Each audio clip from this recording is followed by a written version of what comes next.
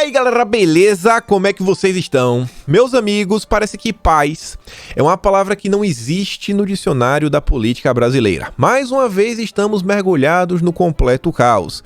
Creio que a maioria de vocês já sabe do que eu estou falando, mas para quem ainda não sabe, os superministros decidiram abrir mais um inquérito de ofício contra Bolsonaro e dessa vez pode ter como resultado a sua inelegibilidade. Podem remover à força, o tapetão, Bolsonaro das eleições de 2022. Sim, podem remover Bolsonaro das eleições de 2022. Vamos comentar bastante sobre isso. A gente vai mostrar aqui passo a passo tudo o que aconteceu no dia de ontem, até isso acontecer. As novidades depois disso, a reação de algumas pessoas, se é algo normal, se é algo não normal, se os ministros seguiram aí o ordenamento jurídico brasileiro ou atropelaram a Constituição. Vamos comentar sobre isso, vou mostrar bastante coisa. Quero comentar também um pouco mais hoje sobre o Barroso, entender, né, o que e com quem estamos lidando. Quero mostrar para vocês também que essa só foi mais uma ação. Não se esqueçam de tudo que já foi feito no âmbito jurídico contra Bolsonaro desde a sexta-feira, né, o dia depois da live. Muita coisa já aconteceu, a gente vai relembrar tudo, falar do discurso do Fux da manhã, falar aí do Barroso, falar desse inquérito como um todo e também quero comentar com vocês algumas coisinhas novas sobre a questão do voto impresso, principalmente no que envolve aí a comissão, Felipe Barros, articulações com o Ciro Nogueira e se der tempo falar da CPI. Mas já vamos começar que tem muita coisa pra gente falar. Vejam só, vamos começar aqui, né, de forma bem didática, começar meio que na ordem cronológica. O dia ontem começa, né, com a volta do recesso do STF e o Fux fez um discurso. Que é a matéria da Folha de São Paulo, tá já dando um pequeno resumo, sendo o seguinte: após ameaças de Bolsonaro, Fux defende hora certa para erguer a voz e diz que a harmonia entre poderes não implica impunidade. Tá falando aí, né, de punição. Não dá para fazer o que quiser e não ser punido por isso. O presidente do STF, Luiz Fux, mandou duros recados ao presidente Jair Bolsonaro em seu discurso nesta segunda-feira, na sessão de abertura dos trabalhos da corte no segundo semestre. O chefe do tribunal afirmou que a harmonia e a independência entre os poderes não implicam em impunidade de atos que exorbitem o necessário respeito às instituições. E aí o Fux diz o seguinte: embora dioturnamente vigilantes para com a democracia e as instituições do país, os juízes, olha só isso aqui, os juízes precisam vislumbrar o momento adequado para erguer a voz diante das eventuais ameaças. Os juízes é o papel do sistema judiciário, agir aí como um poder moderador. É estranho isso. Aí tem um pedaço do discurso do Fux, vejam só.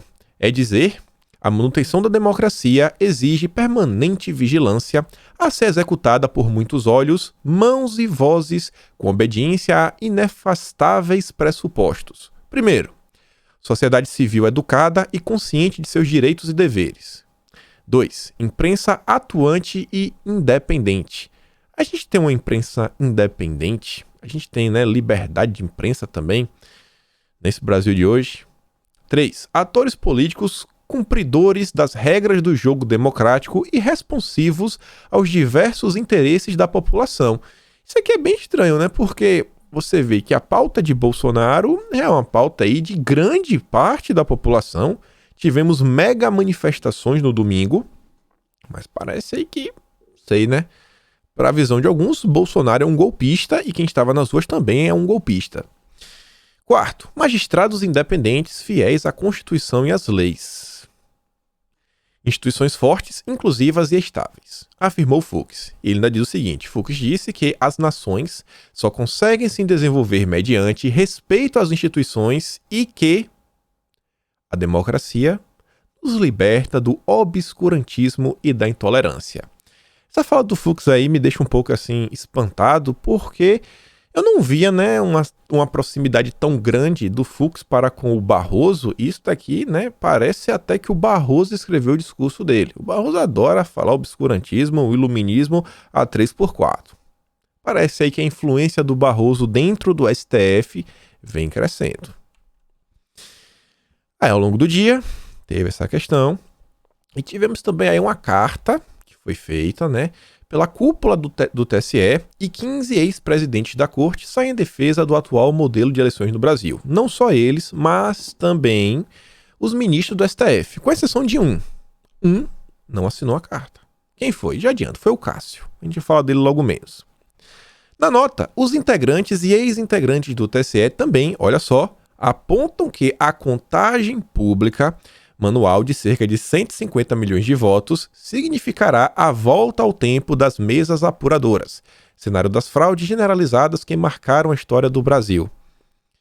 Eles não só não querem o voto auditável, impresso auditável, como também eles não querem contagem pública dos votos. Deixa que eu conto. Na verdade, deixa que o computador conta. Deixa que o computador conta. Cada hora que passa, a coisa fica mais e mais complicada, né? Parece assim que ter transparência não é algo que está acima da praticidade. A praticidade é mais importante do que a transparência. Acreditem neles, né? São super ministros. E aí chegamos lá no início da noite, com a informação, são em todos os locais. Breaking news. TSE abre inquérito para apurar acusações de supostas fraudes nas urnas e pede para a STF investigar Bolsonaro. E de cara aqui já me deixa uma coisa assim meio espantado, que é o seguinte. Deixa eu ler aqui primeiro que acho que vocês vão sacar por vocês mesmos. Na ação mais contundente contra Bolsonaro desde que ele começou a ameaçar as eleições de 2022 e criticar o sistema eletrônico de votação, o TSE aprovou nesta segunda a abertura de um inquérito e o envio de uma notícia crime ao STF para que o chefe do executivo seja investigado no inquérito das fake news. As duas decisões foram tomadas por unanimidade pela Corte Eleitoral, em meio à escalada golpista de Bolsonaro contra o sistema eleitoral. Gente, é impressão minha ou o TSE tem pelo menos 3 ministros do STF. E foi unânime, ou seja, o Fachin, o Barroso e o Alexandre de Moraes aprovaram o requerimento para o Alexandre de Moraes investigar Bolsonaro. E a ideia disso saiu do Barroso. Barroso teve uma ideia, colocou em votação. Outros 2 ministros do STF aprovaram e a ideia dele consiste em pedir para o Alexandre de Moraes, que é do STF, que ele também é membro, abrir um inquérito. Isso parece meio estranho, né? Mas é o Brasil, é assim que funciona a justiça eleitoral no nosso país. Se você questionar, você está sendo antidemocrático. Todos os 7 ministros do TSE votaram a favor da instauração de apuração de ofício. Sabe o que é uma apuração de ofício? Ou seja, sem solicitação da Procuradoria-Geral Eleitoral. Mais uma vez, né? Tomando uma medida heterodoxa que foge, né, do padrão de como o sistema judiciário deveria funcionar. Mas isso daqui não é inconstitucional não, né? Porque são eles que estão fazendo. A exemplo do que fez o Supremo com o inquérito das fake news em 2019. A sugestão de abrir um inquérito, o administrativo, partiu do Corregedor-Geral, o Luiz Felipe Salomão. Já a iniciativa de enviar uma notícia-crime para investigar a live do dia 29 partiu de quem? Do presidente do TSE, o Barroso. Veio do Barroso. O Barroso pediu para Alexandre de Moraes. O pedido será enviado ao Alexandre de Moraes, relator dos inquéritos das fake news no Supremo. Moraes também entrega o TSE. E o Barroso não? E o Barroso também entrega o STF? Sobre o inquérito, olha só, Barroso informou que a investigação envolverá coleta de depoimentos de autoridades que atacarem o sistema eleitoral, além da possibilidade de haver medidas cautelares, ou seja, mandados de busca e apreensão e outras ações para aprofundar as investigações. E antes de encerrar a matéria, sobre a questão de uma apuração de ofício, a Ludmila Lins Grilo, juíza, nos informa o seguinte: repitam comigo, a Constituição não permite que juízes abram inquéritos criminais. Quem abre é a polícia ou o Ministério Público. Mais uma vez, juiz não pode abrir inquéritos criminais. Juiz não pode abrir inquéritos criminais. O Fábio Talhari, que é advogado, nos diz que, amigos, O judiciário não tem competência para abrir inquéritos e investigações. Vide artigo 144 da Constituição Federal de 88. O fizeram e gostaram da coisa, parece. Mas este que Barroso pediu agora foi abuso demais. Isso não vai ser legal. E até uma pessoa como a Monique Schecker, eu não estou querendo desmerecê-la falar isso, mas apontar que a Monique Schecker é oposição total ao governo Bolsonaro. A Monique Schecker é uma das procuradoras lavajatistas, aparece nas mensagens da spoofing criticando Bolsonaro, mas até ela consegue reconhecer o seguinte: se alguém comete crime, esse alguém precisa ser investigado conforme a Constituição prevê. Vamos seguir a lei. Vamos seguir a lei. Não dá para chutar, cabecear, defender, além de apitar o jogo, né? Se quem deveria agir não age, tem que responsabilizar conforme a Constituição Federal de 88. Não dá para combater autoritarismo com outro autoritarismo. Palavras da Monique Schecker. E eu só estou aqui divulgando, né? Para depois ninguém falar nada de mim que eu estou sendo antidemocrático. Gostei de ver isso daqui. O líder do governo na Câmara, que é o Ricardo Barros, ontem também teve até uma reunião aí de alguns ministros com o Pacheco, falando do STF, a gente chega lá. O Ricardo Barros traz a matéria do Globo, que fala, né, TSE, abre investigação contra o Bolsonaro, blá blá blá. E ele diz o seguinte: a justiça é poder moderador, não pode ser reativa. A justiça não ganha nem perde uma causa ou um pleito, ela apenas aplica uma regra estabelecida pela sociedade para haver um resultado justo. Não lhe cabe escolher a regra, gostar ou não dela, apenas cegamente aplicá-la. Voltando lá para a matéria da Folha de São Paulo. Com o inquérito, o TSE poderá tomar providências cabíveis para sanar ou evitar abusos e irregularidades. E ainda requisitar a qualquer autoridade civil ou militar a colaboração necessária ao bom desempenho de sua missão. O escopo da investigação será a apuração de condutas vedadas a agentes públicos e propaganda extraporânea relativamente aos ataques contra o sistema eletrônico de votação e a legitimidade das eleições de 2022. A notícia crime, enviada ao Supremo pelo TSE, é assinada por Barroso. A peça contém um link da live de Bolsonaro da última quinta-feira. Abre aspas. Para fins de apuração de possível conduta criminosa, irá para o gabinete de Alexandre de Moraes, que também costuma ter embates com o chefe do executivo. Vocês lembram que o Braga Neto, ele apareceu aí na imprensa, né? Numa denúncia do Estadão que não tem nenhuma prova, falando, olha, ele está ameaçando, tudo mais, as eleições, que se não tiver voto impresso não vai ter, está sendo aí analisada a possível convocação do Braga Neto, vários ataques recorrentes, né, aos militares. Esses ataques, a meu ver, só estão sendo feitos porque existe uma certa indicação que caso os militares um dia tenham que optar por um lado político, possivelmente, né, não vai ser o lado do Lula. Tá bem claro aí que os militares estão recorrentemente aparecendo na imprensa, né, em alguns ataques, mas tudo bem. E aí eu quero lembrar vocês, como eu falei, que isso não é a primeira coisa que foi feita contra Bolsonaro. A gente tem que olhar aqui que a situação é muito mais grave, muito mais assustadora, para não falar, né, absurda. Isso aqui, dia 29, ainda no dia da live, acho que 29 foi a quinta-feira, se não estou enganado, já estava lá a matéria da Folha de São Paulo. Especialistas veem possível crime de responsabilidade e improbidade de Bolsonaro em live. Tivemos, durante a madrugada, né, do dia da live de Bolsonaro, o William Vac já anunciando, eu mostrei isso aqui em vídeo, mas quero mostrar para vocês, ele já avisou que essas medidas estavam por vir, olha só. O presidente do STF está preparando uma resposta, enquanto integrantes da Suprema Corte pedem abertura de inquérito, conversando entre eles, contra o presidente, por conta das acusações feitas hoje. Bolsonaro parecia visivelmente descontrolado em alguns trechos da sua live, que durou 2 horas. Empenhou-se em criar confusão, desde já, sobre as eleições de 2022. O presidente... Aí, né, a imprensa já fazendo um trabalho. Não, estava descontrolado, talvez estava aquilo outro. Ou seja, desde a quinta-feira passada, o pessoal já está, né, de conversinha sobre abrir um inquérito contra Bolsonaro.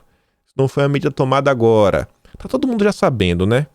Já tá todo mundo sabe. Você acha que tem alguém na STF que não tá sabendo disso? Que alguém foi pego de surpresa? A mídia já anunciou na quinta-feira passada.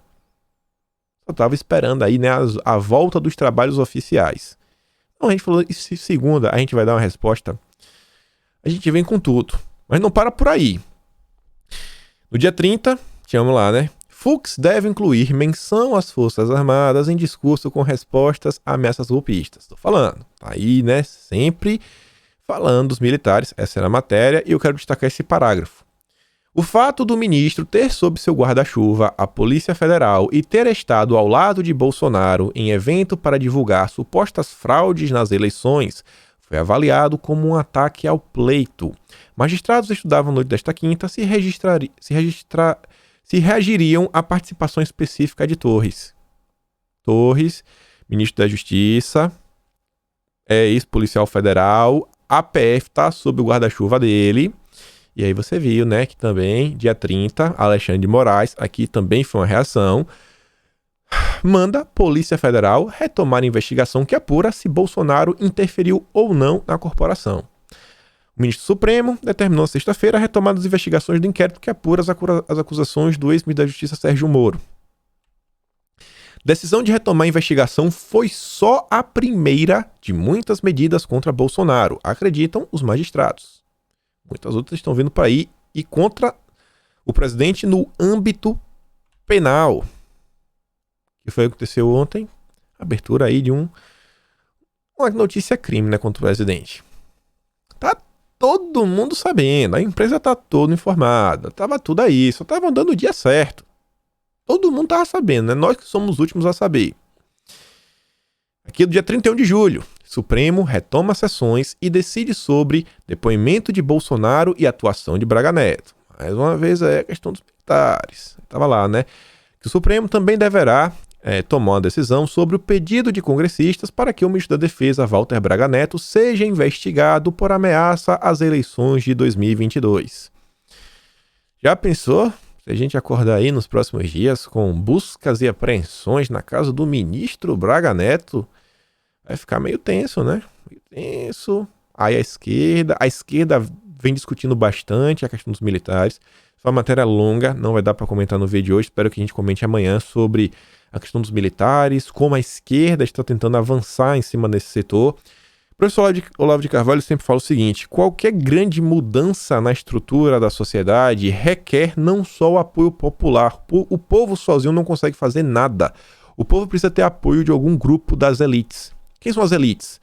O funcionarismo público é um membro da elite, o setor judiciário, o Congresso, né, os políticos são um grupo da elite, os empresários, falei, os militares também são um grupo da elite. Um grupo que não é da elite, mas dá para colocar que consegue fazer realmente assim uma certa movimentação grande, também são os caminhoneiros. Ou seja, hoje aí, né, eles querem tirar todos esses grupos, mas todos afastá-los de Bolsonaro. Todos. Então aí, né, mirando recorrentemente os militares. Mas tudo bem. Voltando agora para o dia de ontem. Bolsonaro, ministro da Justiça e participantes de live contra as urnas eletrônicas serão chamados para depor no TSE. Olha aí de volta o Anderson Torres. Questão da Polícia Federal. Você percebe que é um inquérito alimentando o outro?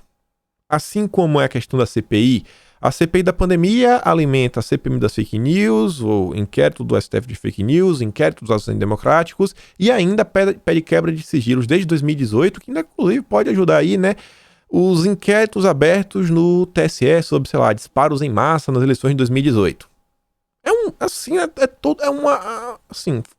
O sistema tá rodando assim redondo, né?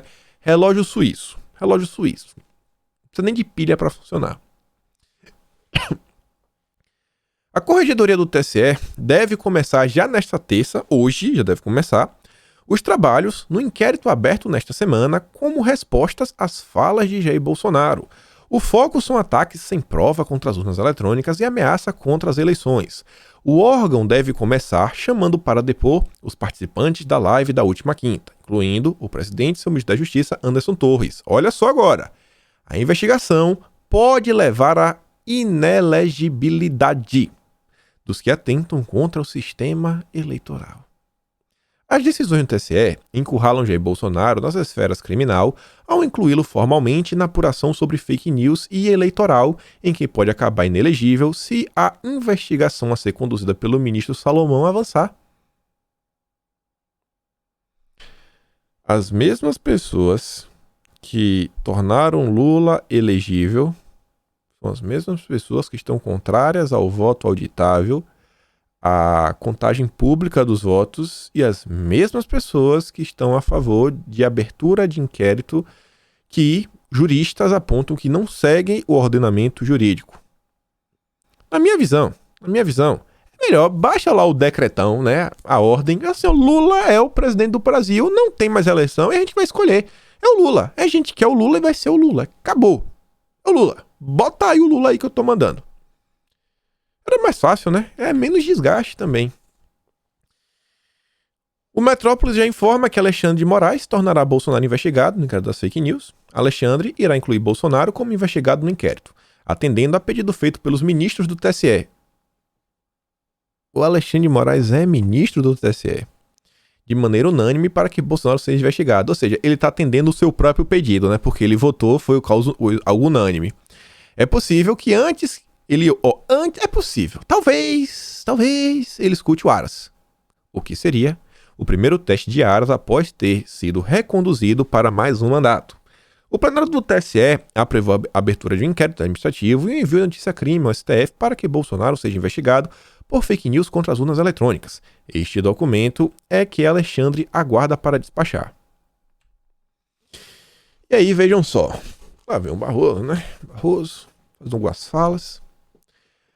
Ameaça à realização de eleições é uma conduta antidemocrática. Tudo antidemocrático. A ameaça à realização das eleições é uma conduta antidemocrática. Suprimir direitos fundamentais, incluindo os de natureza ambiental, é uma atitude antidemocrática. Eu não sei o que é um direito de natureza ambiental, mas tudo bem. Conspurcar, não sei o que significa essa palavra, o debate público com desinformação, mentiras, ódio e teorias conspiratórias é conduta antidemocrática. Deve ser assim, né? Encher o debate público com desinformação.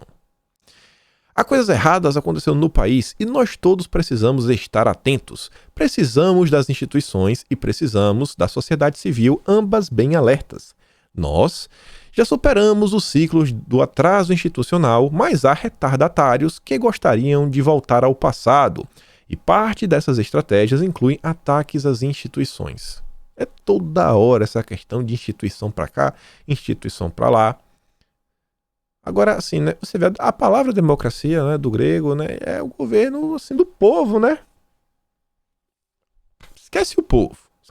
Democracia não é o povo. Democracia não é vontade popular. Democracia é a instituição. O que é a instituição, eu não sei. A instituição é o prédio? Não, não é um prédio a instituição. São os elementos materiais, as cadeiras, as mesas, junto com o prédio? Não, também não é. São os prédios junto com os funcionários? Eu não sei o que são as instituições, sabe? É um conceito assim tão vago que qualquer coisa às vezes pode ser enquadrado como ataque às instituições. E aí eu quero discutir essa questão do que está acontecendo, mostrando para vocês um pouco do passado. Para ver, né, vejam só, como talvez, supostamente, o Barroso possa estar sendo um pouco hipócrita e se autocontradizendo e se autoacusando de ser antidemocrático. Talvez o Barroso do passado ache que o Barroso do presente seja uma pessoa antidemocrática. E o passado que eu digo é agosto de 2020. Matéria que saiu aqui no Tempo, originalmente publicada no Estadão, com o título: Não podemos fechar os olhos para as campanhas de destruição das instituições. Ministro Luiz Roberto Barroso do STF voltou a condenar nesta terça-feira grupos que disseminam notícias falsas na internet e colocam em risco a democracia. E eu quero abrir aqui aspas para a fala do nosso ministro. A erosão da democracia contemporânea decorre da atuação de líderes políticos eleitos pelo voto popular. Olha essa primeira sentença. Democracia contemporânea, lembra desse pedaço, lembre disso. A destruição da democracia é feita por políticos eleitos pelo povo. Ou seja, a vontade popular é que destrói a democracia que a democracia é a vontade popular. Faz sentido? Para mim não faz.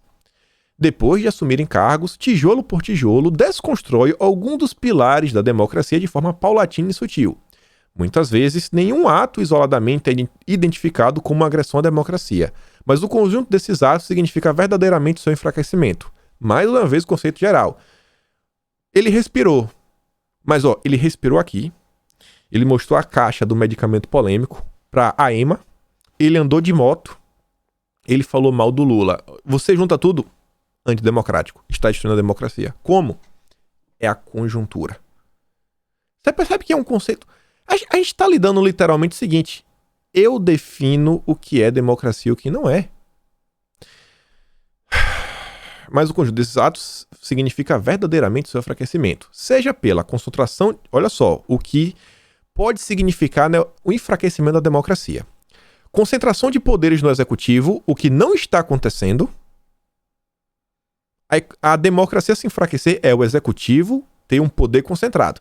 A gente vem percebendo que existe um esvaziamento do poder executivo a cada dia que passa. Ou seja, por essa ótica, estamos tendo mais democracia e não menos. Segundo, seja pela perseguição a líderes da oposição.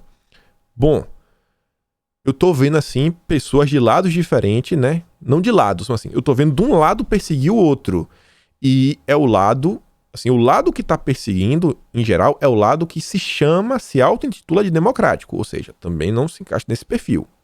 Seja pela tentativa de desacreditar os meios de comunicação. Os senadores da CPI estão fazendo isso agora, né? Os inquéritos também, chamando pessoas de propagadores de fake news. E agora olha isso daqui. O Barroso diz que enfraquecer a democracia se dá também pela mudança das regras eleitorais. Mudar as regras eleitorais é enfraquecer a democracia. É ser antidemocrático. Seja pela tentativa de colonizar os tribunais superiores com juízes submissos. Bom, não sei, né? Eu vejo assim, alguns juízes que realmente agem de forma assim, bem esperada, né? Pelas pessoas que os indicaram. E agora você, seja pela mudança das regras eleitorais. Não podemos discutir as regras eleitorais, é o que o Barroso diz. O Barroso diz que não podemos discutir mudança das regras eleitorais. Aí o Barroso de hoje, do dia 2 de agosto de 2021, da matéria da Veja, fala o seguinte: Barroso ignora Bolsonaro e discutirá a reforma eleitoral sem voto impresso. Peraí. Barroso acabou de falar que mudar regras eleitorais é destruir as instituições e a democracia. E o que é que o Barroso de hoje está fazendo? Discutindo reforma eleitoral. Entre os assuntos em debate estão os sistemas distrital e distrital misto. Isso não é mudar as regras eleitorais? Financiamento de campanha e mecanismos de controle. Mudar as regras eleitorais. Propaganda eleitoral e desinformação. Paridade de gênero e cor. E Caixa 2 e lavagem de dinheiro. O Barroso vai estar discutindo isso daí. O webinar terá 3 dias de palestras. Até pode ser que o ministro faça menção ao voto impresso em seu discurso de abertura, mas nenhuma das 6 mesas redondas e 2 palestras previstas tem a proposta bolsonarista como tema central. O Barroso aqui é do dia 16 de setembro de 2020. Barroso diz que a comissão estuda voto do futuro. Urnas custam caro. Isso aqui aconteceu menos de um mês depois, né? Menos de um mês lá do agosto. Não podemos discutir mudanças nas regras eleitorais, porque isso enfraquece a democracia, as instituições. E a comissão está estudando o voto do futuro. Isso não é mudar a regra? Não é mudar a forma de votação? Matéria aqui que saiu na UOL diz, nós temos uma comissão estudando como as pessoas poderão votar do seu próprio dispositivo, possivelmente, pelo menos no primeiro momento, comparecendo ao local de votação pela preocupação com o sigilo do voto. Afirmou ele que não há previsão para implementação de possíveis projetos. É algo assim meio incoerente, né? Mas tudo bem. A gente está lidando com Barroso. Supremo se une contra ameaças golpistas de Bolsonaro. E eu quero trazer essa matéria, na verdade, não para falar do Supremo, eu falei para você que ia falar do Cássio. A matéria diz, que Fux envia duros recados ao chefe do Executivo. No TSE, ministros do STF decidem por unanimidade abrir inquérito para apurar acusações e pedido para investigar o presidente.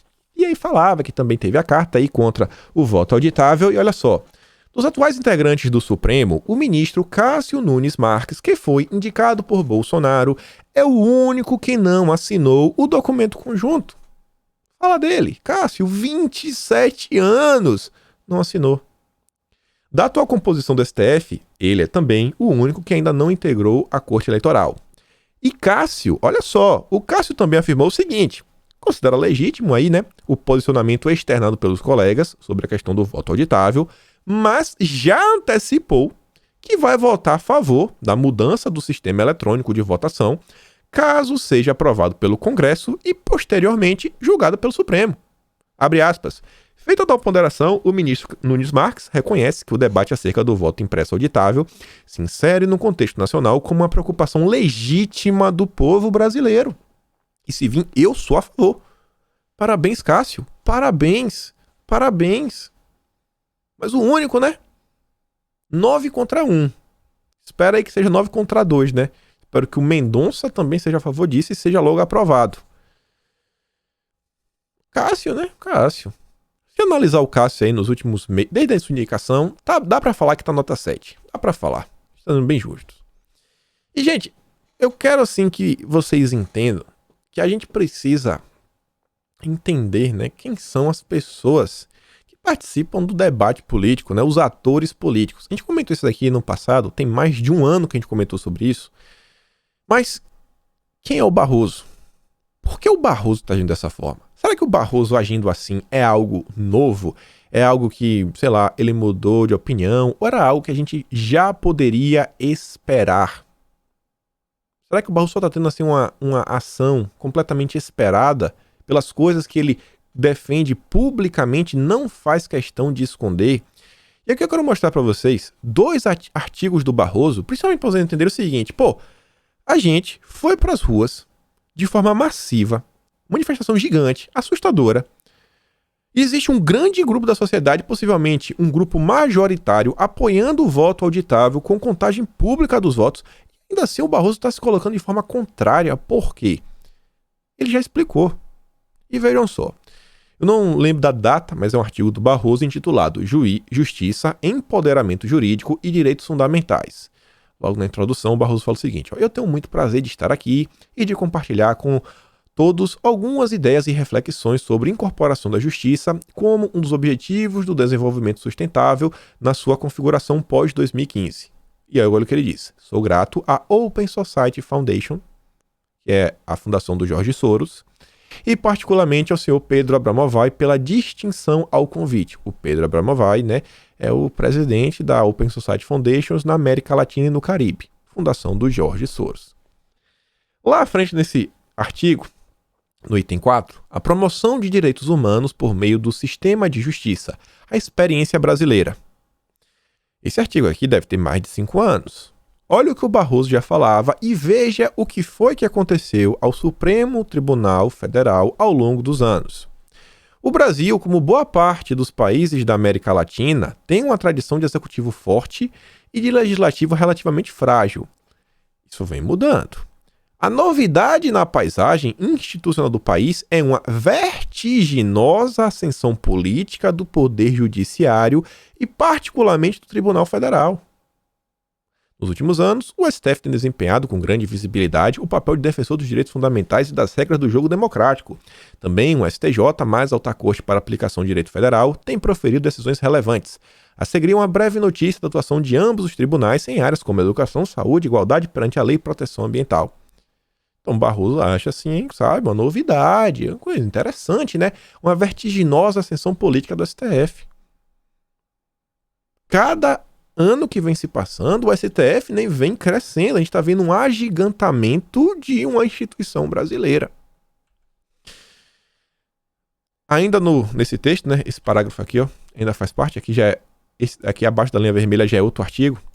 Ele fala o seguinte, ó, que a constatação a que se chega é que a judicialização é um componente importante. Temos que judicializar, mas claramente insuficiente para a promoção de justiça em larga escala. Para isso, é preciso uma atuação firme fora dos tribunais, na definição de políticas públicas, na elaboração dos orçamentos e na fiscalização do seu cumprimento.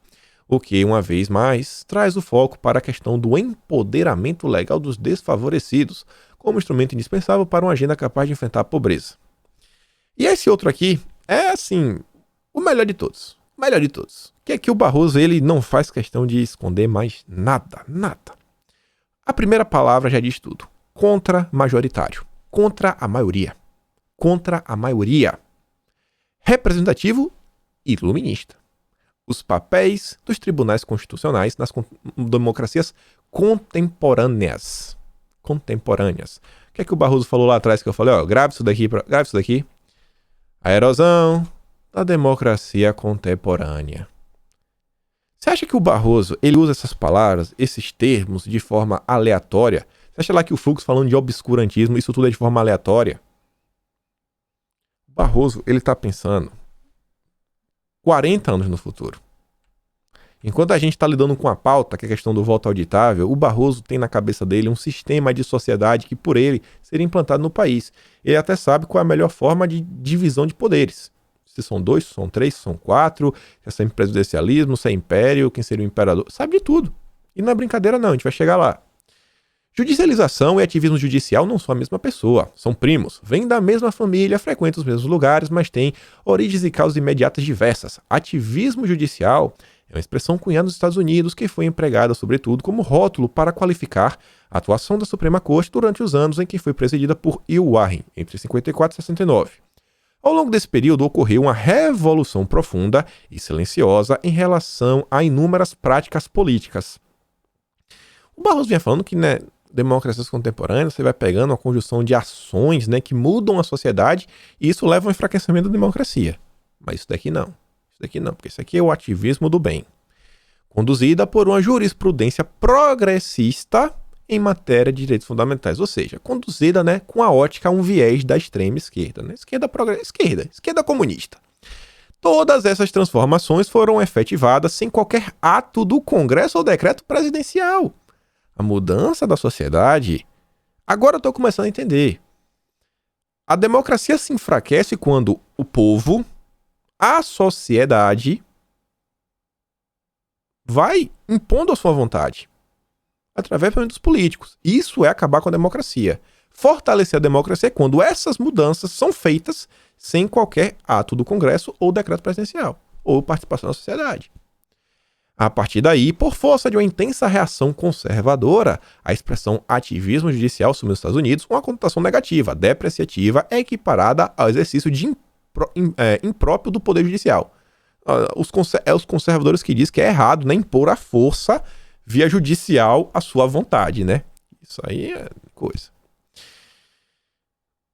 Tá, coloquei de novo aqui. Era para ter apagado aquele outro, só repetir. Todavia, depurada dessa crítica ideológica, até porque pode ser progressista ou conservadora, a ideia de ativismo judicial está associada a uma participação mais ampla e intensa do judiciário na concretização dos valores e fins constitucionais, com a maior interferência no espaço de atuação dos outros dois poderes. A ideia do ativismo judicial está associada a uma participação mais ampla, ou seja, o STF, o Supremo, os juízes agirem mais intensamente, na concretização, ou seja, impor os valores e fins constitucionais com maior interferência no espaço de atuação dos outros poderes. Fux faz um discurso falando, os poderes têm que se respeitar. Não, vamos aqui respeitar os poderes. Não, vamos jogar aqui cada um dentro dos seus limites.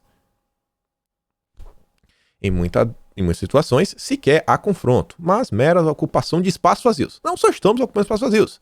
Ativismo não precisa ser uma conotação ideológica ou partidarizada.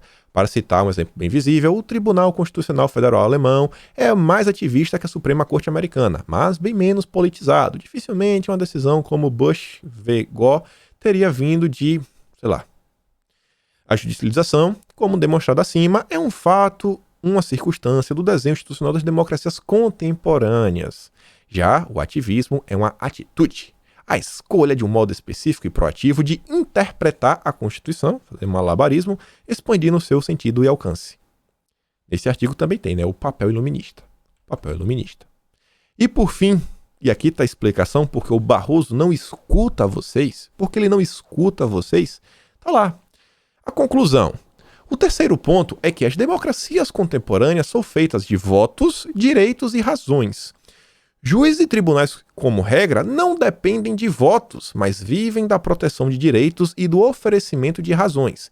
Nesse ambiente, Supremas Cortes e Cortes Constitucionais desempenham 3 grandes papéis. Primeiro, contra-majoritário, quando invalidam atos dos poderes eleitos, que são eleitos pelo povo.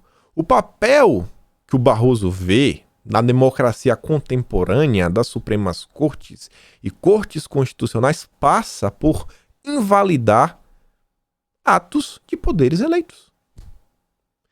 Representativo, quando atende demandas sociais não satisfeitas pelas instâncias políticas. Não, assim, não, ninguém quer julgar a questão aí do meu corpo, minhas regras, eu vou decidir.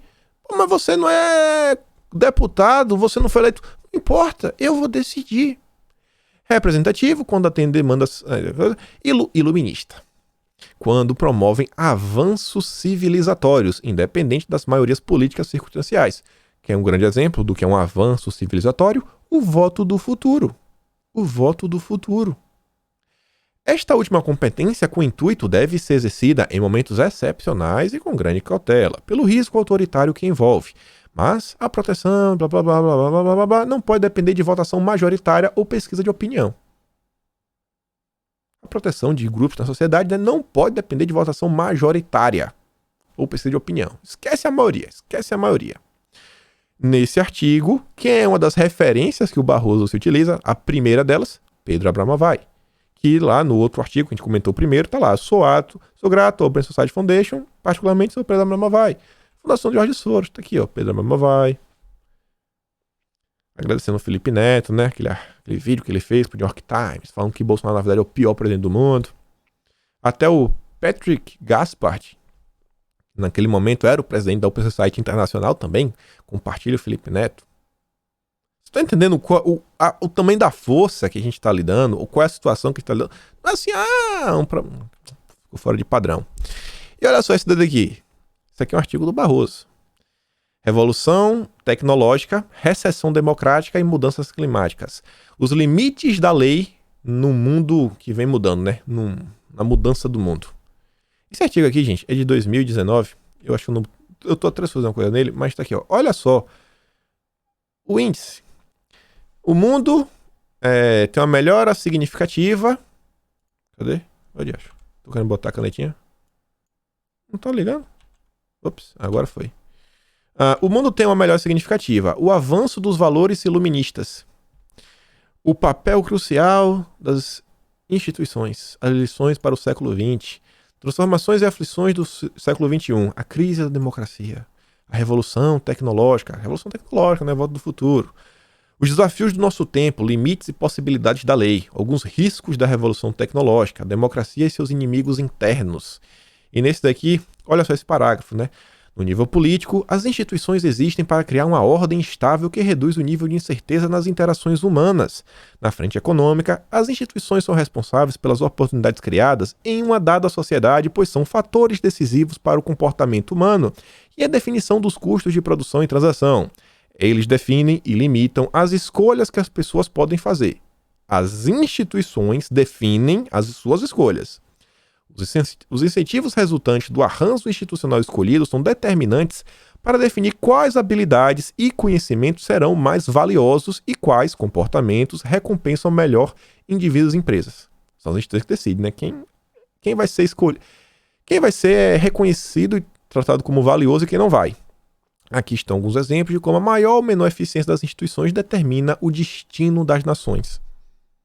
Determinar o destino das nações pelas instituições, não pela vontade popular. E esse artigo, pessoal, vejam só, pra vocês entenderem, a mente do Barroso. Qual a sua opinião sobre vender, né, partes aqui do nosso corpo, partes clonadas? Você tem uma opinião sobre isso? Eu não tenho. O Barroso já está discutindo isso nesse artigo. É um artigo de 2019. Você está entendendo onde é que está a cabeça do cara? As ações que ele toma, os textos que ele escreve, a forma como ele se expressa é sempre visando deslocar a sociedade para um lugar que ele sabe onde ele quer chegar. Isso é complicado. Isso é muito complicado. Olha lá, né? Revolução tecnológica. Esse aqui eu botei, não vou nem comentar. Os inimigos internos da democracia, né? Olha só esse final aqui, falando sobre...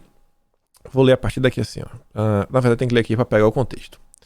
A democracia viveu dias mais efusivos. O direito público, constitucional e administrativo, capaz de reviver instituições democráticas e mobilizar a cidadania para renovar suas crenças nas ideias que iniciam sua trajetória na Revolução Inglesa de 1689.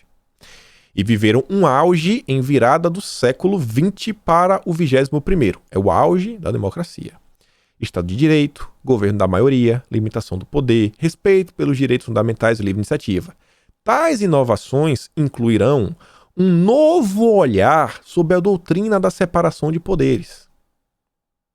Olha só, temos que olhar agora um novo olhar, concebida para o mundo pós-medieval e pré-revolução industrial. Esse mundo que a gente está vivendo agora não presta. A gente está num mundo ainda obscurantista. A gente precisa dos valores iluministas, porque a nossa sociedade hoje, essa divisão, foi fundada, né, sobre uma ótica, uma doutrina... tá aqui. Cadê, meu Deus? Pelo amor de Deus, aqui, ó. Foi fundada sobre a ótica pós-medieval e pré-revolução industrial. Então, estamos no passado. Uma profunda revisão das formas de representação política. E o desenvolvimento de mecanismos mais eficientes de governança, não apenas em executivo, mas também nos poderes legislativo e judiciário. A forma como vai sendo feita não presta. Vamos mudar. E isso aqui é ter mais democracia. E só para fechar aqui, e falar um pouco da questão do voto editável, Felipe Barros e tudo mais. Matéria aqui de 2013, né? Indicado ao STF. Quando o Barroso foi indicado ao STF, o pessoal fez a pesquisinha para saber quem é o Barroso, né? No caso, o Barroso admite influência do PT e de Marx na sua formação. Em depoimento dado em 2005, Luiz Roberto Barroso conta que contribuiu para a construção do partido. Em entrevista mais recente, disse que Mensalão não vem de ontem e que nem Lula nem FHC tentaram mudar o modo como se faz política no Brasil. Ele vai mudar. Indicado nesta quinta, dia 23, pela presidenta Dilma Rousseff para a STF, o advogado constitucionalista Luiz Roberto Barroso admite a influência do PT em sua formação intelectual. Em relato publicado em 2005, uma comemoração aos 70 anos do curso de Direito da Universidade do Estado do Rio de Janeiro, a UERJ, ele disse ter participado da mobilização dentro da faculdade para ajudar na criação do partido. Karl Marx, né? E em 2016, saiu a matéria no G1 que o Barroso concede perdão da pena de José Dirceu no mensalão do PT. E vamos avançar. No dia de ontem também, né, falei para vocês, os ministros do governo se encontraram com o Pacheco e, assim, né, reclamaram do STF. E isso daqui é outra ação que também está acontecendo contra a questão do governo, que é a questão dos precatórios. Aqui envolve mais questão de economia. Não vou me aprofundar. Quer saber o que é precatório? Vai. Quero comentário dos assuntos. Foi tensa a reunião desta tarde entre os ministros do governo Jair Bolsonaro e os presidentes da Casa do Congresso, Rodrigo Pacheco e o Lira. Paulo Guedes, Roma, Ciro Nogueira e Flávia Arruda foram até a residência oficial do Senado para abrir um caminho ao plano do governo de colocar para tramitar no parlamento uma PEC que limite o pagamento de precatórios pelo governo aos estados. A medida é apontada como uma solução para viabilizar o novo Bolsa Família, principal bandeira eleitoral de Bolsonaro. O clima ficou tenso, segundo os participantes, quando os auxiliares de Bolsonaro passaram a criticar o Supremo por estar supostamente atuando no caso dos precatórios de forma a prejudicar o governo numa batalha política de poderes. Quem entendeu o que é o precatório, como isso vai impactar a economia e como isso aqui, inclusive, vai impactar o novo Bolsa Família, que visa olhar os mais desfavorecidos da nossa sociedade, o que o Barroso defende em seus artigos, e tentar dar uma condição melhor de vida para eles. Essa questão dos precatórios foi mais uma medida no pós-live de quinta-feira. Só observo. E aí, né? Bolsonaristas pedem ajuda de Ciro Nogueira para aprovar voto impresso. Deputados procuram o novo ministro da Casa Civil e pediram a ele que articule mudanças de integrantes da comissão que analisa a PEC na Câmara. A coluna apurou que, na semana passada, o relator da PEC, o deputado Felipe Barros, ligou para o novo ministro pedindo ajuda. Os dois também devem se encontrar nesta semana em Brasília. Além da ajuda para trocar os integrantes da comissão, Felipe Barros quer alinhar com Ciro as mudanças que precisará fazer no texto para angariar mais apoio dos parlamentares à proposta. A gente já comentou aqui sobre uma proposta que seria o seguinte: limitar, ou na verdade mudar, né, o tribunal para o qual os partidos políticos prestam as contas de campanha. Hoje em dia os partidos ficam meio que reféns a prestar contas ao TSE e querem levar isso daí para a primeira instância, justiça comum. E aí tiraria poder, né? Político, todo mundo quer poder, né? Essa é a grande questão. Então Felipe Barros deve conversar, vai ver com o Ciro vai ver com os outros partidos, quais são os interesses da classe política brasileira, para ver se a gente coloca alguma coisa aí na proposta da PEC do voto auditável, na PEC 135, para ser aprovada. Esperar para ver. Quando é que isso vai acontecer? Quando é que Felipe vai encontrar com o Ciro Nogueira? Calma. Presidente dos progressistas, Ciro demonstrou disposição em ajudar, embora tenha sido um dos 11 integrantes partidários que fecharam um acordo em julho para se posicionar quanto ao voto impresso. A matéria do Globo traz mais um complemento falando o seguinte, que o Felipe Barros já desembarcou em Brasília ontem, segunda-feira, para conversar com líderes e o ministro da Casa Civil. Ele aposta no fortalecimento da base para virar o jogo. Hoje, segundo governistas, há necessidade de se conquistar pelo menos 5 votos para mudar o placar. 5 votos. Vou até lá conversar com Ciro, porque hoje há uma reconfiguração do governo, tem fortalecimento da base. Um dos projetos de interesse do governo é o voto impresso. Combinamos de nos encontrar para traçar uma estratégia. Vou explicar o meu substitutivo e ver como podemos trabalhar, disse o Felipe Barros, que está trabalhando realmente a mil, sem moleza. Parlamentares, por outro lado, né, relatam que ainda não viram resultado na ação do governo para virar o jogo, nem mesmo as movimentações de vocês. Pelo que conversei com os deputados contrários ao relatório, nenhum deles mudou de opinião. Quem falou isso daí? Fábio Tradi, o primo do Mandetta. O primo do Mandetta, tá contra. É do PSD do Kassab. Ainda que haja manobra regimental na quinta-feira para atrapalhar a votação, acho que será rejeitado. O ambiente já está contaminado pela forma pouco republicana com que o presidente conduziu o debate. Os presidentes de partido já bateram o martelo e deve ser rejeitado. A oposição também já se mobiliza para tentar evitar qualquer tipo de manobra regimental. Querem derrubar a todo custo. Quem está falando isso aqui? Fernanda Melchiona, do PSOL. O PSOL, em 2015, foi a favor do voto auditável. Tem vídeo do Glauber Braga falando que nunca acreditei na vida que eu iria concordar e elogiar Bolsonaro. O que eles fizeram no último dia antes do recesso foi surreal. Temos que estar atentos para o que vão tentar fazer e impedir. E aí, só falar um pouco aqui sobre a questão da CPI, já pegando aqui o finalzinho da questão do voto impresso. Olha só que matéria cafajeste. Matéria do Globo. Após manifestações, plataforma de monitoramento identifica contas falsas tweetando sobre voto impresso. A plataforma americana de monitoramento de contas falsas no Twitter, o bot Sentinel. Percebe como as coisas sempre acontecem no Twitter? Entende por que eu tô no Twitter? É por isso que eu tô no Twitter, eu não consigo usar o terceiro, tô lá. Confusão é lá. Identificou que hashtags usadas por bolsonaristas a favor do voto impresso estavam sendo tweetadas por contas falsas. Segundo a plataforma, ao menos 98 tweets. Talvez milhões de brasileiros comentando sobre o tema, milhões, mas 98. 98 são falsos. O que 98 faz no contexto global? Eu não sei. O mesmo número de publicações por perfis falsos foi constatado nas hashtags voto auditável e voto impresso já. O bot Sentinel também apontou que Bolsonaro 2022 e Bolsonaro 2026 foram tweetados respectivamente por 97 e 92 vezes. Olha o número, gente. No universo de centenas de milhares, talvez milhão. Não faz nenhuma diferença. É só pra colocar o seguinte, ó, tem robô, tem perfil falso, tem robô, tem perfil falso. Sequer entra na matemática de tão ridículo que é. Se é que não é um perfil, às vezes de alguém de esquerda que tá fazendo sacanagem. E essa questão das coisas de fake news, perfis falsos, tá aí na CPI, tem mais novidades, né? A quebra de sigilo da Jovem Pan de 20 senadores do G7 da CPI. O pedido foi protocolado na sexta, consultor do senador Humberto Costa e do Renan Calheiros, né? E aponta a Jovem Pan como grande disseminador de fake news sobre a pandemia. E ninguém tá ligando pros bolsonaristas, né? É só a Jovem Pan é grande mídia. Os bolsonaristas se explodam. A coluna, o petista disse ter autorizado sua assinatura, mas admitiu que o requerimento não foi discutido previamente com todos os senadores do G7. Após o pedido ser noticiado, alguns parlamentares do grupo questionaram a solicitação. Temem que ela seja interpretada como uma tentativa de cerceamento do trabalho da imprensa.